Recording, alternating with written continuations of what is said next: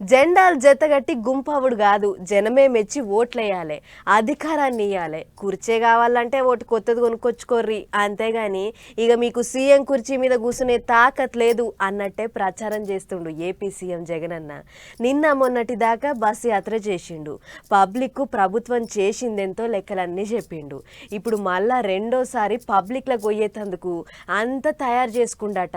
గా ముచ్చటేందో అరుసుకొని వద్దాం పార్రి. జెండలు జతగట్టడమే మీ ఎజెండా అయితే జనం గుండెల గుడి కట్టడమే జగన్ ఎజెండా. కుర్చీల కూసోవడమే మీ ఎజెండా అయితే గా కుర్చీని జనాలే ఇయ్యాలన్నది జగన్ ఎజెండా అనుకుంటా నిన్నటి దానిక బస్సు యాత్ర చేసిండు ఏపీ సీఎం జగన్ అన్న.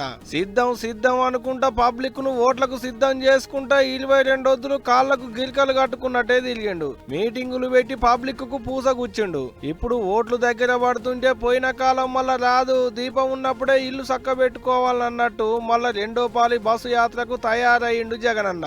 అట్ట జనంతా నిమ్మలం అయ్యేతందుకు నిన్నటి దానిక చేసిన మొదటి తడవ బస్సు యాత్రకు 3 వద్దులు సంధించిండు.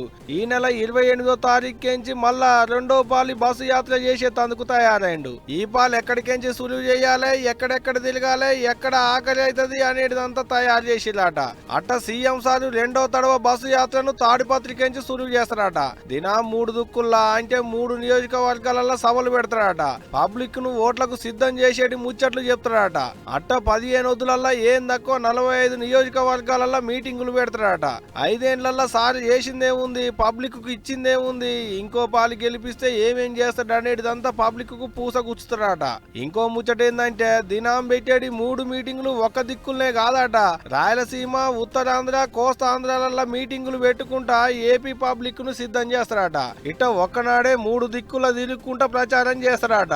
ఇగో ఇట్ట యాత్రల మీద యాత్రలు చేసుకుంటా, మీటింగుల మీద మీటింగులు పెట్టుకుంటా, పబ్లిక్ ను సిద్ధం చేసుకుంటా ప్రచారం చేసేందుకు తయారైండు ఏపీ సీఎం జగన్ సారు. ఇక చూడాలే మరి సారు రెండో తడవ యాత్ర ఎట్టెట్ట సాగుతుంది అనేది.